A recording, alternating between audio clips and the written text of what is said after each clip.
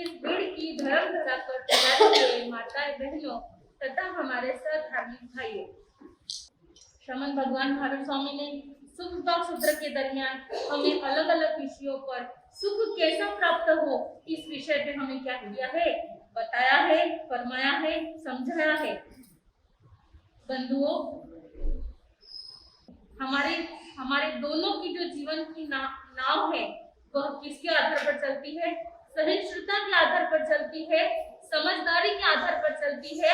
और जब दो व्यक्ति आपस में टकराव करते हो और एक व्यक्ति अगर अपना कदम पीछे चलता है, मतलब समझौते के आधार पर संसार की क्या चलती है? ये दोनों नावें चलती है, संयम की भी हो कि वह संसार की हो। दोनों नावों के अंदर सबसे ज्यादा जरूरी है, जिस तरह नाव में अगर नाव चलानी है तो पानी की आवश्यकता होती है और नाविक की आवश्यकता होती है, उसी तरह अगर संसार रूपी नाव या संयम रूपी नाव अगर चलानी हो तो सबसे पहले किसकी नींव जरूरी है? सहिष्णुता की नींव जरूरी है, समझदारी की जरूरी है। परमात्मा ने कई बार हमें इस विषयों पर क्या किया है? समझाया है, अलग अलग ढंग से समझाया है, अलग अलग उदाहरण देके समझाए हैं, कहानियों के माध्यम से समझाए हैं, उपमाओं के आधार पर समझाया है। तो बंधुओं, एक बार किसी घर में, कबीर जी के घर में एक व्यक्ति उनसे कुछ सुझाव, कुछ मार्गदर्शन, कुछ जानने के हिसाब से उनके पास आया। कबीर जी ने कहा, भाई भले आदमी, बड़े दिनों के बाद आए हो, आओ बैठो। तो वह कबीर जी से कहता है कि कबीर जी, सभी लोग पूरे नगर में आपके पास में कुछ ना कुछ क्या करने आते हैं, लेने आते हैं, क्योंकि आप बड़े दार्शनिक हो, ज्ञानी हो, बड़े महात्मा हो। तो मैं भी आज कुछ कारण से आपके पास में क्या हूँ, आया हूँ। क्या मेरे प्रश्न का उत्तर आप मुझे दे सकते हैं? कबीर जी ने कहा, जरूर, आप अंदर आइए, आप कुर्सी टेबल पर बैठिए। वो व्यक्ति आया, आतिथ्य स्वीकार किया और फिर सारी चर्चाएं हुई, बातचीत हुई। उसने अपने प्रश्न को पूछ ही लिया। प्रश्न किससे पूछ रहा है? कबीर जी से। कबीर जी से पूछा, कबीर जी, मेरे घर में चर्चाएं चल रही है मेरे विवाह की, मेरे घर में चर्चा चल रही है मेरे विवाह की। मैंने विचार किया कि आप जैसे दार्शनिक को क्या कर लूं, पूछ लूं कि क्या विवाह करना चाहिए या नहीं चाहिए। अगर भीड़ वालों से अगर पूछा जाए तो साधना जी क्या कहेंगे? हमारा साथ देखेंगे। कल ही हमारे एक विषय पर चर्चा चल रही थी कि मैंने कहा अगर कोई दीक्षा के लिए तैयार हो तो साधना जी ने कहा हमारा साथ देखेंगे। तो उसी तरह उस व्यक्ति का भी घर में चर्चाएं चल रही थी विवाह की, तो उसने कबीर जी से प्रश्न पूछ ही लिया कि क्या विवाह करना चाहिए या नहीं। तब कबीर जी ने बड़े ही सरलता से क्या किया, इस प्रश्न का उत्तर दिया। कहा अपने पत्नी को आवाज देते हुए कि श्रीमती जी, लालटेन लेकर आओ। क्या लेकर आओ? लालटेन को हमारी मारवाड़ी भाषा में क्या बोलते हैं? कंदील। कंदील लेकर आओ। तब महिला चुपचाप बिना कुछ तर्क वितर्क कहे बिना घर के अंदर गई और एक जो लालटेन रहता है, कंदील, वह उजाला करके जला के क्या करके कबीर जी के सामने रख दिया। वो व्यक्ति कह रहा है कि मैंने तो आपको कुछ और प्रश्न पूछा और आप ये क्या कर रहे हो, है ना? इतने उजाले में आप लालटेन लाने को कह रहे हो। कबीर जी ने कहा तुम रुको और सिर्फ क्या करो, देखो। कबीर जी ने अपनी श्रीमती जी से फिर से आवाज लगाई और कहा कि मेरा मित्र आया है, तुम एक काम करो, चाय दूध जो भी व्यवस्था है उसे क्या करो, लेकर आओ। पत्नी अंदर गई श्रीमती, और जो भी घर में व्यवस्थाएं थी वो क्या करके आई, लेकर आई। गर्मा गर्म दूध ग्लास भर के 2 दूध के ग्लास लाके रख दिए और दोनों के सामने एक एक ग्लास रख दिया। अब कबीर जी ने दूध का ग्लास उठाया, दूध पिया, और जैसे ही उस सामने वाले महाशय ने ग्लास उठाया, दूध पीने लगा, तो उसने कहा अरे इसमें तो शक्कर ही नहीं है। क्या नहीं है? इसमें तो शक्कर ही नहीं है, ये दूध कैसे पिया जा सकता है। कबीर जी का तो दूध पीना क्या हो गया था, पूरा हो गया था। और वो महाशय पूछता है कि कबीर जी, आपने इतना फीका दूध कैसे पी लिया जिसमें दूध में क्या नहीं है, शक्कर नहीं है।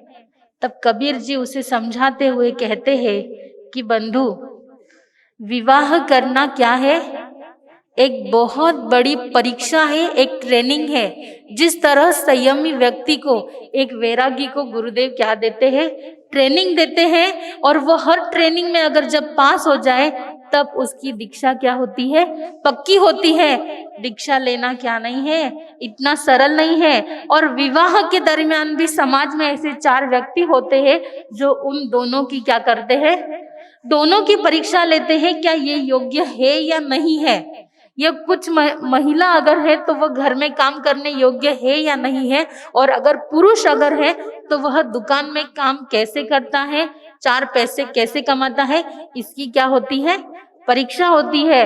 तब कबीर जी अपने उसके प्रश्न का उत्तर देते हुए कहते हैं कि जब मैंने उसे 12 बजे के समय में, दोपहर के 12 बजे के समय में जब मैंने उसे कंदील लाने को कहा, उसके पश्चात भी मेरी श्रीमती ने क्या नहीं किया, तर्क वितर्क नहीं किया, और जैसा मैंने कहा वैसा क्या कर दिया, लाके रख दिया।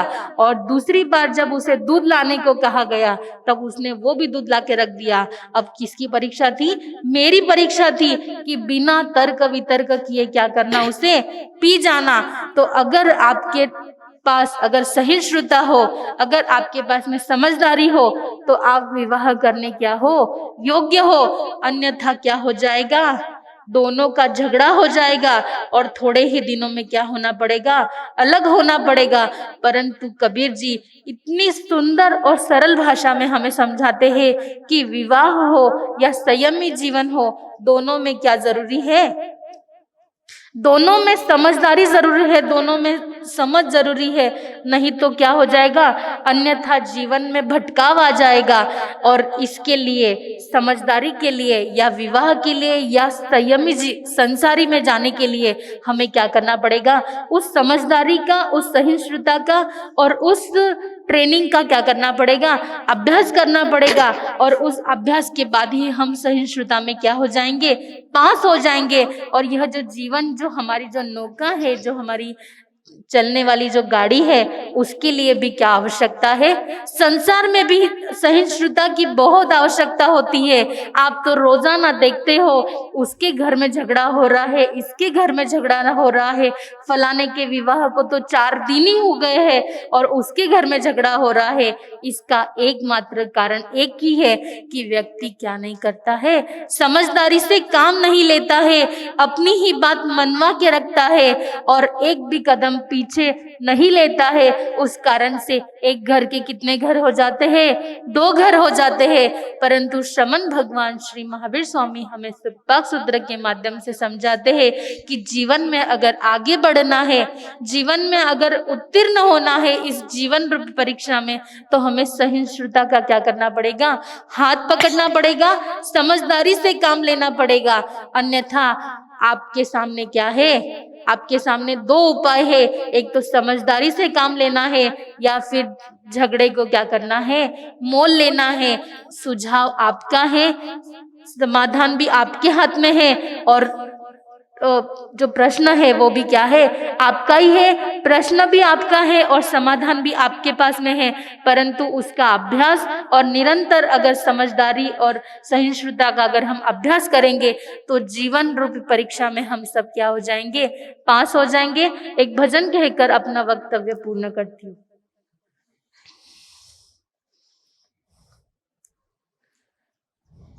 जय आनंद आनंद गाऊं चला, जय आनंद आनंद गाऊं चला, गुरु दरबारी आनंद घेऊं चला, गुरु दरबारी आनंद घेऊं चला। काहो आनंद आनंद धुन लावली, काहो आनंद आनंद धुन लागली, अम्मा आनंद गुरुची कृपा लावली, आम्हा आनंद गुरुची कृपा पावली, त्याच्या चरणी हे मस्तक नमवू चला, त्यांच्या चरणी हे मस्तक नमवू चला. जय आनंद आनंद गाऊ चला. श्रमण संघाचे आहे द्वितीय पट्टधर, त्यांची श्रद्धा तू प्राण्या मनी घट्ट धर, त्यांच्या निर्मल ज्ञानात न्हाऊ चला, त्यांच्या निर्मल ज्ञानात न्हाऊ चला. जय आनंद आनंद गाऊ चला. मन वचन काय तिन्ही स्वामी खरे, ब्रह्ममूर्ती अशी भाग्याने अवतरे. शुद्ध संयम प्रतिमा ती पाहू चला, शुद्ध संयम प्रतिमा ती पाहू चला. जय आनंद आनंद गाऊ चला. विश्व प्रीतीचे देती सदा ज्ञान ते, उज्ज्वल जीवन त्यांचे कसे छान ते. पूर्ण भक्तीने सेवत धावू चला, पूर्ण भक्तीने सेवेत धावू चला. जय आनंद आनंद गाऊ चला. गुरु दरबारी आनंद घेऊ चला. काहो आनंद आनंद धुन लावली, काहो आनंद आनंद धुन लावली. आम्हा आनंद गुरुची कृपा पावली, आम्हा आनंद गुरुची कृपा पावली. त्यांच्या चरणी हे मस्तक नमवू चला, त्यांच्या चरणी हे मस्तक. जय आनंद आनंद गाऊ चला, जय आनंद आनंद गाऊ चला. बोलिए परम पूज्य आचार्य सम्राट श्री आनंद ऋषि जी महाराज की